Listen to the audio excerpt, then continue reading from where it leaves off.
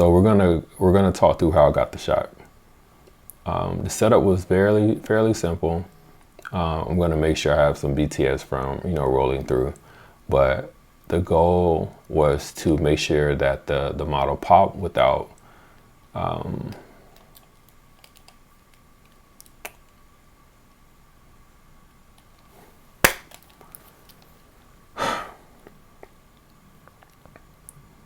this is what happens when you record at 12:15 in the morning. It's been a very long day. All right, so we're gonna go through these images from the BTS video. I can't talk with these things, man.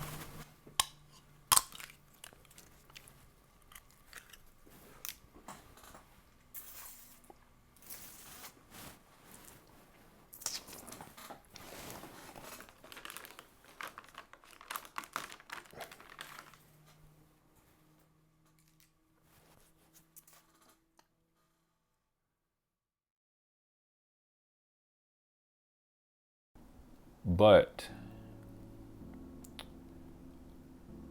I didn't realize during the taping of my first comeback YouTube video that I was experiencing Bell's palsy.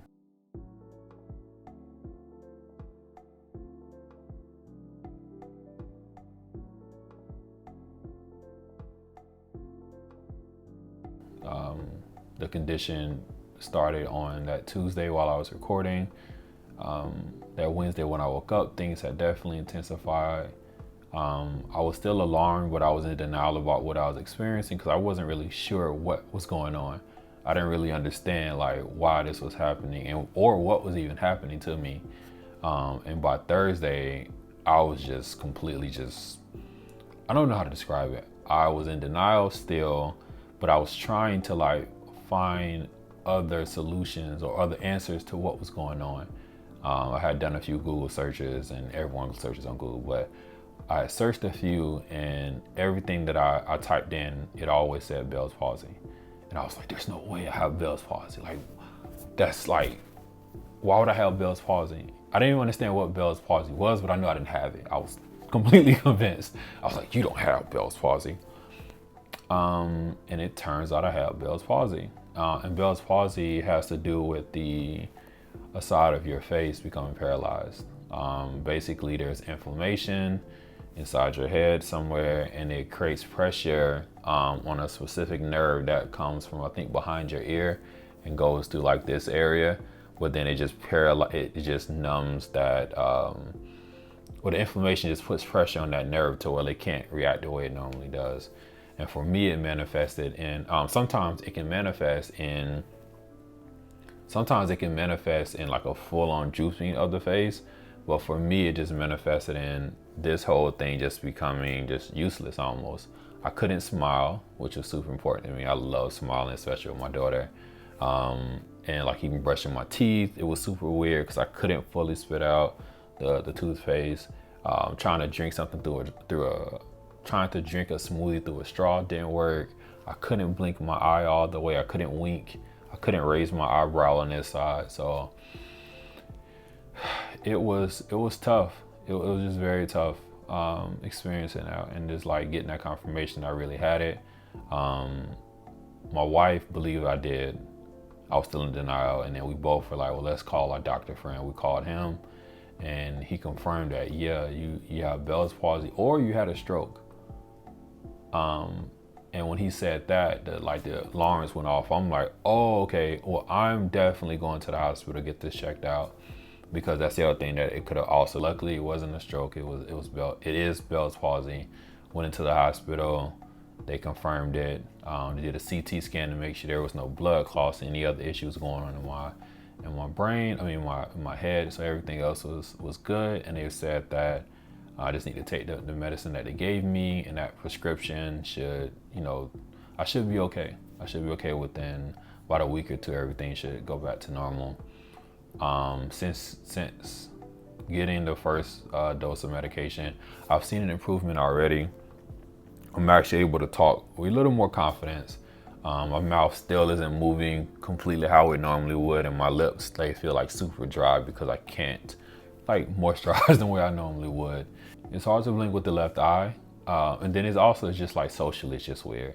Because I also had to still go to a wedding and just interacting with people. It felt weird knowing that I couldn't fully move my mouth and I'm trying to laugh and have a good time, but I know I'm like talking like I'm Two-Face from Batman.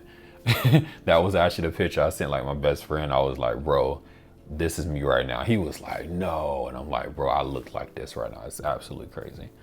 But yeah, so it's not fun. It's not fun at all. And a few people that I've told about it, they were like, well, you sound like you're in good spirits. And I am. I really am. I'm the kind of person that I don't harbor I don't harbor on things too long. When things don't go my way or something unfavorable happens, you just make adjustments. You just roll with the punches because it is what it is. I can't undo it. We're here, we're experiencing it. The medicine is doing what it's supposed to do. So I'm resting in that. I'm gonna present this to the public because I'm not the attention-seeking type. I'm not one of those people who just wants a whole bunch of eyes on me and feel bad for me and so on and so forth. But my goal, I wanted people to use this story as a reminder to themselves to like manage your stress.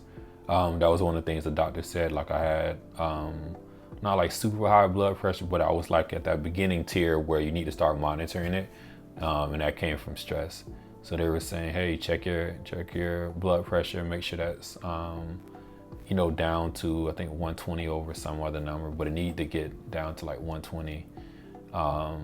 And then also, just be mindful of yourself. If you're feeling things that you're unsure about, your Google search is great, but then follow that up with talking with the doctor. So I made this video because I wanted people to think about stress, be more mindful of it, find ways to de-stress and to manage your stress, because we're all going through things. We all have responsibilities. We all have things that require for us to put an effort and energy, and it'll be a strain on you a little bit. But be conscious of when you feel triggered, you feel overwhelmed, take the time to rest, take naps, to get away from things, take breaks when you can, do things that make you happy. It's just super important to take care of yourself. Like self-preservation is a real thing that I know we have built into us internally, but like be super, super mindful, man. Like you don't want to deal with illnesses that you can avoid, or deal with conditions that you can avoid, that you can just avoid from just stress. I really, really hope this story helps you. I'm not looking forward to this hospital bill, but I'm glad I got checked out. I'm glad that I went and spoke with professionals that were able to help diagnose what I have, and there's a clear path forward. So I appreciate you guys listening and watching. Like, comment, and subscribe. I will be posting more regardless of what happens with this condition. I'm still gonna keep moving forward. There's no excuses.